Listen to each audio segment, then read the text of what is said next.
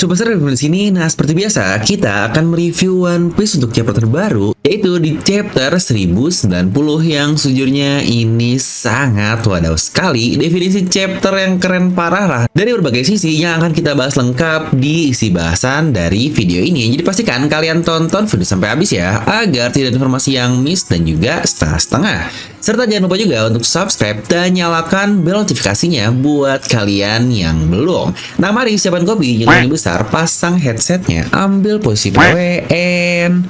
Wadidaw. Nah, dimana judul untuk chapter 1090 adalah Admiral Kizaru. Dan dimana untuk cover request sendiri, akhirnya nih pertama banget pasca time skip, Oda menggambar Kapten Kuro yang sedang membaca buku bersama para kucing hitam yang ini cukup keren banget. Di mana hal menarik yang kita dapatkan dari cover ini adalah kita melihat adanya bulan sabit terlihat di belakang Kapten Kuro dan buku yang dia baca berjudul Heritage yang ada yang kepikiran nggak terkait satu buku tersebut. Nah, kita langsung masuk ke isi chapter ya, di mana chapter langsung dimulai dengan Luffy yang sejujurnya ini saya cukup bingung sih, apakah dia berbicara di pengeras suara dari Egghead atau dia masih lanjutan dari York sebelumnya dengan Denden Mushi untuk berbicara secara spesifik kepada Gorosei. Karena untuk bagian Luffy ini terlihat suaranya terdengar ke semua kapal yang berada di dekat Egghead. Yang bisa dibilang ini udah bukan rahasia seperti pembicaraan York yang kita lihat di chapter lalu. Di sini pula Luffy ngomong seperti biasa lah ya, saya Monkey D. Luffy yang akan jadi Raja Bajak Laut. Kami beraliansi dengan Vegapunk dan jika kalian peduli terhadap keselamatan York, kalian bisa tinggalkan armada kalian dari pantai ini. Dimana para angkatan laut juga merespon dengan kata-kata yang sudah biasa lah. Ternyata dia benar-benar kejam ya, seperti rumor yang beredar. Ya, sadar atau tidak, jika kalian tahu, rumor tentang Luffy ini di seluruh dunia benar-benar sangat macam-macam sekali dan bahkan random banget. Ada rumor yang bilang jika topi jeram ini sangat kejam sekali, yang bahkan ada yang bilang tingginya mencapai 6 kaki, 10 kaki, dan bermacam-macam lah untuk kapten kita ini. Dan yang menarik adalah di sini Morgan pun ternyata dia mendengar hal itu menggunakan Denden Mushi hitam seperti yang dimiliki oleh Kizaru sebelumnya. Yang bahkan di sini Vivi dan Wapol pun mendengar kedua percakapan tersebut. Dan Gorosei yang masih tersambung, di situ dia mendengar suara dari Luffy dan bertanya, "Apa kau Luffy si topi jerami?" Di situ pun Gorosei bertanya, "Siapa yang masih hidup bersamamu di lab phase sekarang?" Dan Luffy yang polos lagi-lagi dia mau menjawab, "Kalau kau mau hitung yang terluka, maka total kami adalah..." Dan sebelum Luffy menjawab dengan sangat jelas, di situ Robin langsung memotong pembicaraan dan percakapan pun berhenti. Dimana rumor awal yang kita dapatkan terkait nih, "Bang, kok katanya Robin memarahi Luffy sih, yang jarang banget Robin seperti itu." Ternyata setelah kita melihat scanlation dengan sangat jelas, di situ Robin menjawabnya dengan sangat santai kok, tidak terlihat memarahi atau apapun. Di sini Robin berkata, berbicara dengan mereka hanya akan membuat mereka mengetahui keadaan kita saja. Jadi mereka tidak boleh tahu apa-apa tentang apa yang terjadi di atas sini. Dan di sini Saturn yang terdiam saat mendengar semua itu pun akhirnya berkata ke Vice Admiral Doberman, "Kita harus melindungi 3 hal. Pertama adalah keselamatan fisik dari York, lalu yang kedua adalah pang record yang berisi otak Vegapunk, dan terakhir fusi reaktor yang membuat Mother Flame. Semua hal boleh hilang kecuali 3 hal tersebut." Di sini Doberman pun berkata, jika Lucci dan squad-squad dari Chopperpole lain masih ada di sana, tetapi Saturn pun menjawab, "Saya cuma memikirkan skenario terburuk saja karena kita perlu memprioritaskan faktor penting, karena bagi kami manusia tidak ada bedanya dengan serangga. Bahkan jika jumlah mereka berkurang, mereka hanya akan bereproduksi lagi." Yang wadidaw. Dan begitu aja sebenarnya pola pikirnya udah seperti itu, jadi wajar lah ya untuk Gorosei yang notabene ada di atas Tenryubito. Tapi ternyata para Gorosei ini cukup kejam juga ya. Padahal awalnya kita melihat mungkin mereka cukup kalem dibandingkan para idiot-idiot dari Tenryubito lainnya. Tetapi di sini dia berkata seperti itu dengan santainya di depan manusia secara langsung alias Doberman. Yang Doberman tentu saja cuma bisa manut-manut aja. "Oke, siapa? Not pak." Yang lagi-lagi ala budak korporat. Di sini York pun berkata sambil menangis, "Kalau kalian menggangguku, pulau ini akan dihilangkan sama seperti Ohara." Tapi Nami yang tidak peduli dan kesal, tentu saja dia malah marah yang akhirnya mengetok kepala dari York ini dan mencoba untuk menyiksanya dengan bilang, "Gua kagak peduli bos." Yang bahkan Zoro yang ada di sebelahnya harus menahan Nami agar melakukan hal tersebut. Yang emang ini duo yang lucu ya, ya mungkin trio lah, Luffy, Zoro dan Nami yang memang sudah sangat dekat sekali sejak awal serial ini. Nah, di sini akhirnya panel lengkap pun cukup terlihat dari kesemua orang yang ada di pang record. Ternyata Kaku dan Robin dalam keadaan terluka cukup parah.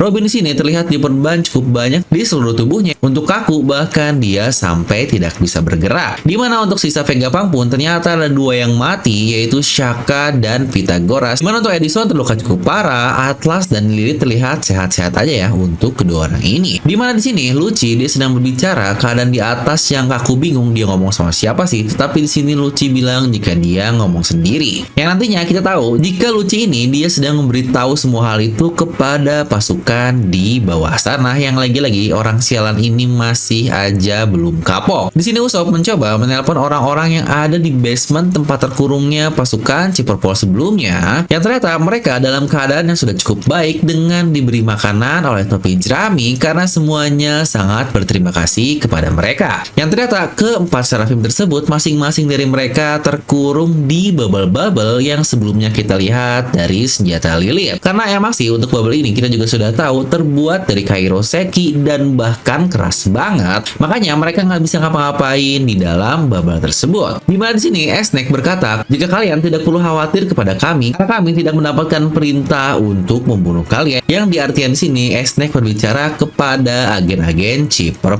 Dan di sini bahkan Franky berterima kasih kepada Snack karena melepaskan kutukan mereka. Yang bahkan Vegapunk sampai bingung, lah kok bisa sih saya kan tidak membuat program seperti itu. Yang di sini akhirnya kita mendapatkan sedikit flashback. Ternyata Luffy dia bertemu dengan Snack dan berkata, Hancock, kau harus melepaskan kekuatanmu kepada teman-temanku. Kumohon karena kau satu-satunya yang bisa menolong mereka semua. Dimana Snack di sini menjawab sambil salting, oke, tapi kumohon jangan menatapku secara langsung seperti itu. Ya mungkin bagian miss di sini adalah kok tiba-tiba Luffy ketemu Snack ya, padahal sebelumnya Luffy masih sibuk untuk melawan Seraphim Kuma dan bahkan di sini tempatnya cukup berbeda yang seakan-akan Luffy sudah bergerak kemana-mana di malam tersebut. Dimana Jinbei yang sadar betul akan hal itu, dia hanya tertawa sambil berkata, hahaha, dia benar-benar tiruan sempurna dari Hancock karena dia menganggap rendah semua orang kecuali Luffy.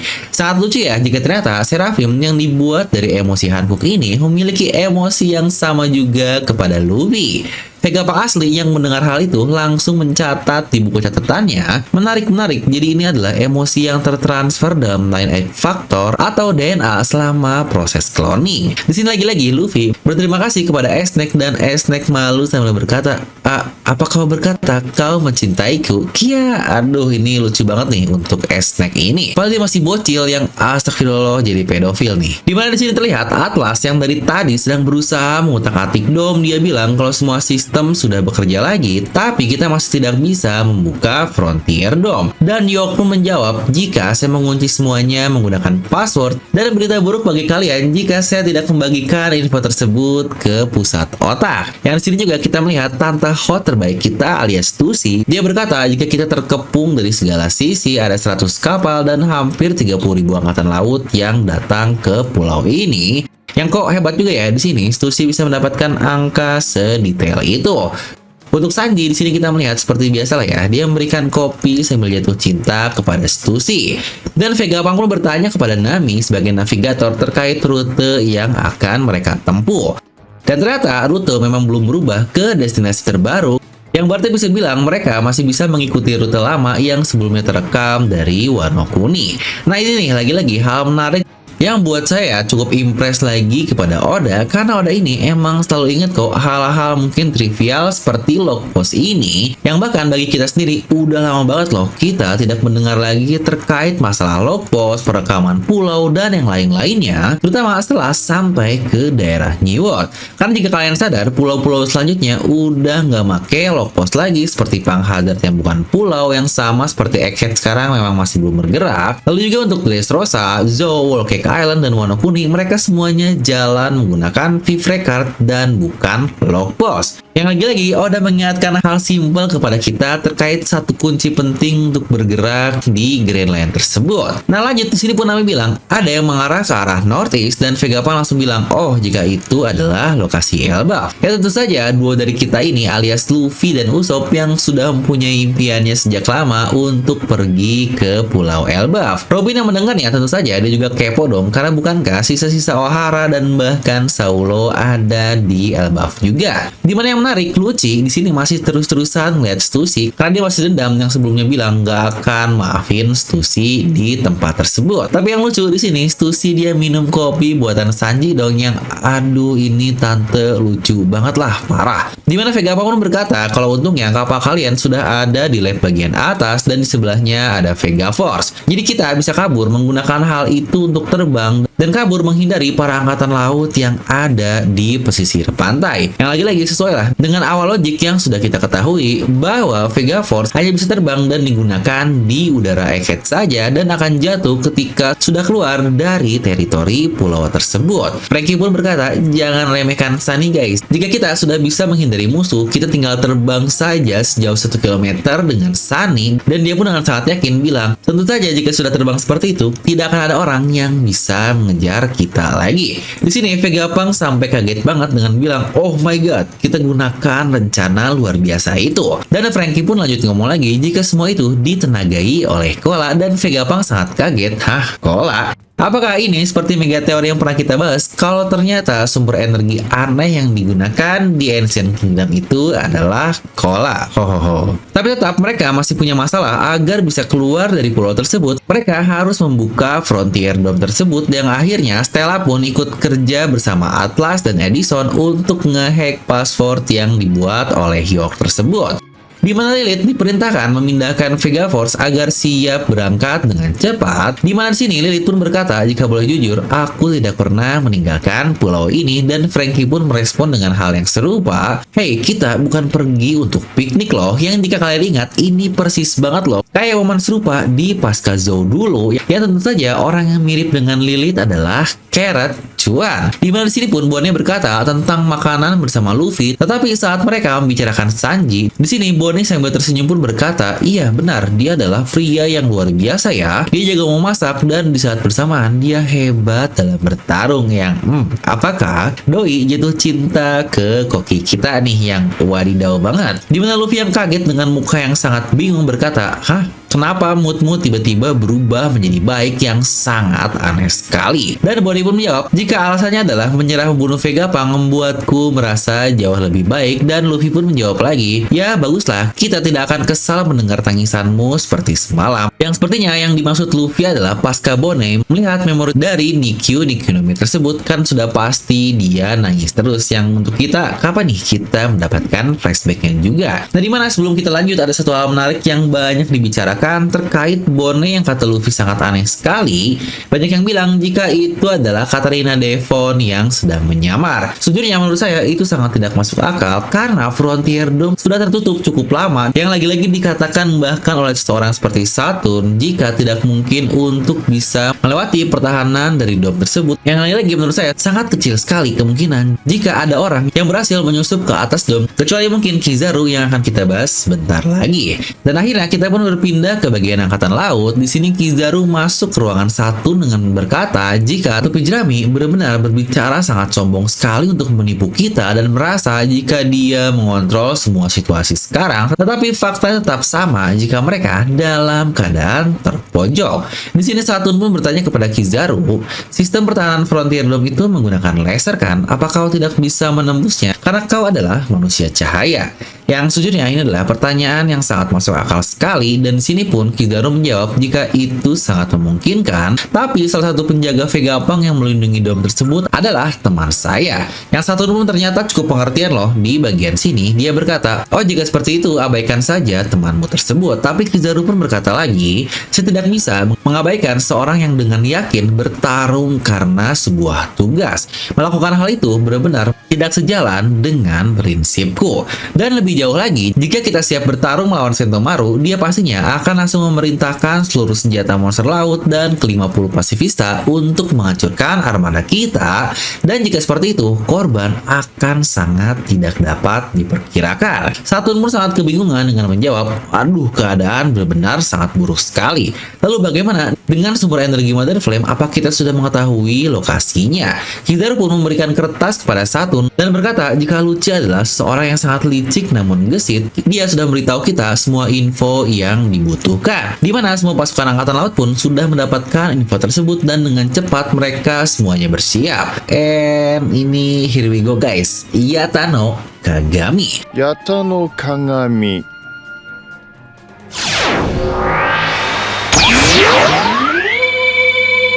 Nanda? Nah, menariknya, ternyata pantulan cahaya buatan Kizaru tersebut dapat memantul dengan sangat jauh sekali, bahkan dengan jarak luar biasa jauh, asal ada pantulan untuk melakukan hal itu. Yang sejujurnya ini epic banget sih, terutama wajah dari Sentomaru yang dia luar biasa senang sambil tersenyum, yang seakan-akan Sentomaru ini sudah sangat siap sekali dengan kedatangan Kizaru, dan dia pun langsung memerintah semua pasifista untuk hancurkan semuanya. Dan boom, Kizaru sampai dengan sangat cepat sekali, di mana pantulan tersebut pun berhasil ditahan oleh Sentomaru sambil berkata, pertahananku adalah yang terkuat di dunia.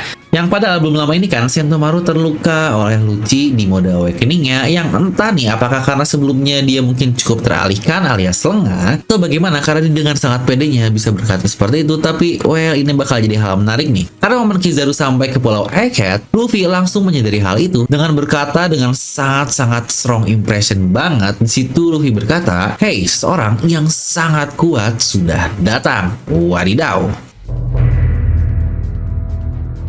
Nah, dan seperti biasa, kita masuk ke bagian analisis ya, yang menjadi favorit dari kalian deh. Entah kenapa, tiap-tiap video review pasti yang spike tingginya di bagian analisis. Tapi oke lah, kita akan mulai dari hal yang cukup menarik. Saat York bilang terkait memorinya yang tidak dia bagikan ke otak Vegapunk, yang sebenarnya itu adalah hal yang dari awal selalu menjadi pertanyaan besar bagi kita semua, dimana para Vegapunk ini semuanya tiap hari selalu share ke otak utama alias Punk Record. Tapi kok bisa-bisanya ada pengkhianat dari para Vegapunk yang bisa dibilang itu adalah cloningannya. Padahal seharusnya Vegapunk yang lain, terutama Stella lah minimal, bakal tahu terkait hal itu, karena lagi-lagi itu adalah otaknya dan dirinya juga. Ternyata jawabannya lagi-lagi sangat simple namun cukup masuk akal. Dimana masalah sharing pengetahuan itu mereka bisa milih untuk membagikan semuanya atau tidak. Yang lagi-lagi ini hal yang sangat simpel sekali, tapi Oda ini selalu bisa membuat One Piece yang tidak masuk akal, tetapi segala hal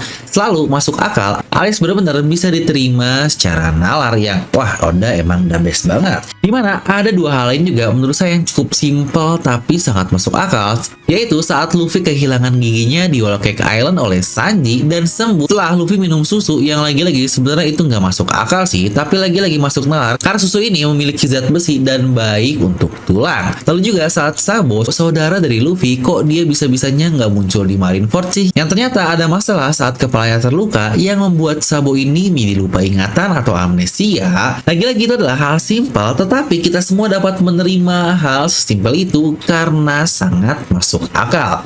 Yang Oda ini memang sangat mantap sekali. Dimana mungkin hal menarik lain yang mungkin beberapa dari kalian cukup aware sih. Kok Kaku cupu banget sih bang, lawan Seraphim aja sampai luka parah seperti itu. Bahkan Robin juga terluka begitu. Yang kalau kalian perhatikan, itu Seraphim gak ada yang benar-benar terluka loh. Mereka slow-slow aja dalam bubble tersebut, alias tubuhnya hanya tergores sedikit saja. Pasti langsung banyak yang bilang, ah cupu banget sih bang karakter kita. Atau bahkan ada yang bilang overpower banget sih Seraphim, lebay banget. Hal ini pun sebenarnya sangat masuk akal sekali. Vegapunk aja udah bilang kalau Seraphim ini the most powerful being. Jadi menurut saya nggak ada yang dibikin kalah di sini, sangat masuk akal sekali. Yang ibarat ya elah, masa sih ciptaan terkuat kok dibuat kalah begitu saja, yang rasanya malah sayang banget. Mungkin ada yang bilang, ah lebay banget sih bang. Nah makanya di sini kita perlu pembanding biar relevan seberapa kuat dari Seraphim ini. Yang jika kalian ingat, pasifista disabon di archipelago dulu yang bahkan butuh satu kru topi jerami full untuk all in mengalahkan satu biji pasifista saja. Yang bahkan jika kalian ingat, itu benar-benar sangat susah sekali dan mereka semuanya dalam keadaan super capek lagi-lagi untuk mengalahkan satu biji pasifista saja. Yang bahkan lagi-lagi jika diperjelas, pasifista buatan tersebut itu masih prototype,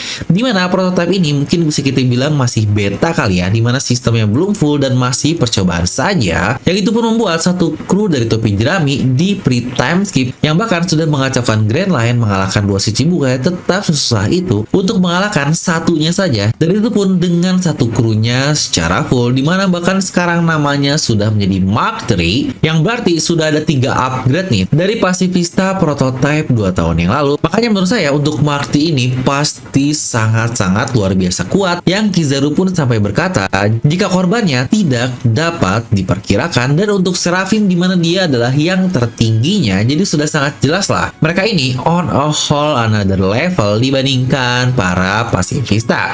Mereka punya akal, punya otak untuk mikir untuk bisa membuat sebuah keputusan, punya kesadaran juga, dan mereka terus berkembang layaknya manusia. Jadi sangat wajar jika mereka luar biasa kuat. Lalu mungkin masih ada beberapa hal yang miss nih yang perlu terjawab nanti, seperti saat Satun yang nanyain lokasi dari fusi reaktor, yang apakah emang cuma ada satu alat saja untuk menciptakan Mother Flame ini, alias bukan kombinasi alat-alat yang ada di Pang Record. Serta kita juga tahu jika Mark III ini sedang menjaga daerah luar, tetapi apakah ada yang lupa? Masih banyak loh pasifista-pasifista lain yang ada di Pulau Egghead, terutama pasifista polisi yang kita lihat di awal banget yang mengganggu Luffy dan Bonnie. Mereka ini sangat kuat juga dan pasti akan beraksi juga kan? Yang lagi-lagi pertahanan Egghead benar-benar sangat kuat sekali. Nah, dan kita masuk ke pendapat review Nomi seperti biasa, dimana menurut saya ini adalah chapter yang sangat unik-unik sekali dengan berbagai informasi yang kita dapatkan. Jadi overall akan saya beri nilai 8,5 dari skala 10, karena lagi-lagi ini masih titik awal sebelum terjadinya klimaks. Dan perlu diingat juga ya, kita minggu depan akan libur, yang berarti untuk chapter 1091 akan kita dapatkan 2 minggu dari sekarang, karena untuk chapter 1090 ini sebenarnya baru rilis resminya di tanggal 20 Agustus nanti, dan minggu depannya bingung, yang berarti untuk 1091 akan muncul di awal bulan September, yang aduh lagi-lagi di saat momen genting seperti ini perlu libur dan libur lagi. Dan menurut saya terkait momen Sentomaru versus Kizaru, di sini dia memegang 2 Mark III, yang apakah kita akan melihat full out tarung yang nantinya entah Sentomaru bisa saja mati walau dia teman Kizaru, atau bahkan mungkin hanya terluka sangat parah. Yang akhirnya pasti saat dom dibuka, pertarungan luar biasa pun bisa saja terjadi, di mana Luffy, Zoro, dan Sanji kemungkinan akan berhadapan dengan Kizaru sang admiral, yang bahkan dua ini pun belum pernah ditunjukkan kepada kita dengan cukup proper oleh Oda, alias kemampuan dari seorang admiral. Dimana sebelumnya saya sudah membuat vote di channel Review Nomi, dan jawaban dari kalian cukup menarik nih. Ternyata banyak dari kalian yang ingin all out untuk pertarungan di Egghead ini, walau mungkin hanya beda tipis banget nih di antara mereka-mereka yang sudah tahu pola dari Oda. Yang satu jawaban lagi seperti yang bisa kalian baca, ya ala Oda biasa aja bang, pertarungan mungkin sepotong doang dan mereka berhasil selamat seperti rencana awal menggunakan Vega Force Sunny dan sampai ke Pulau Elbaf. Nah, dimana pikiran saya jika seperti itu, pasti akan ada orang yang berkorban agar mereka dapat selamat, dan kemungkinan besar lagi-lagi apakah itu adalah Sentomaru, yang apakah ini akan serupa seperti Bonchan di Impel Down lalu, atau malah bahkan Kizaru akan dikalahkan dan akan bernasib sama seperti Seraphim yang terkurung di dalam bubble, yang wah sebenarnya banyak sekali sih alternatif cerita yang bisa dikembangkan. Tapi kalau kalian lebih suka alternatif mana nih? Coba tuliskan ya di kolom komentar di bawah.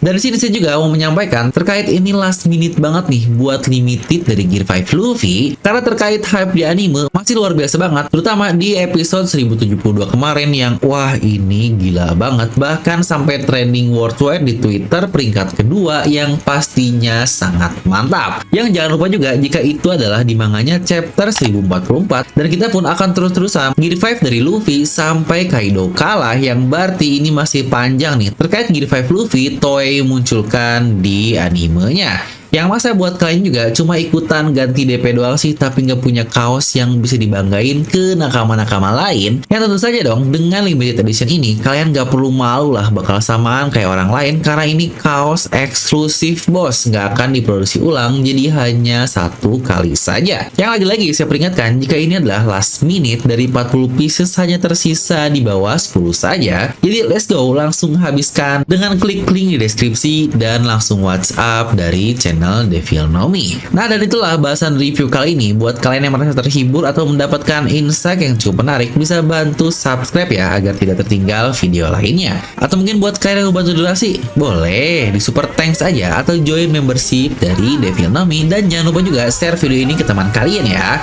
Nah, jadi like aja kalau kalian suka, dislike aja kalau nggak suka. Gue Devil Nomi pamit, and I'll see you guys next time.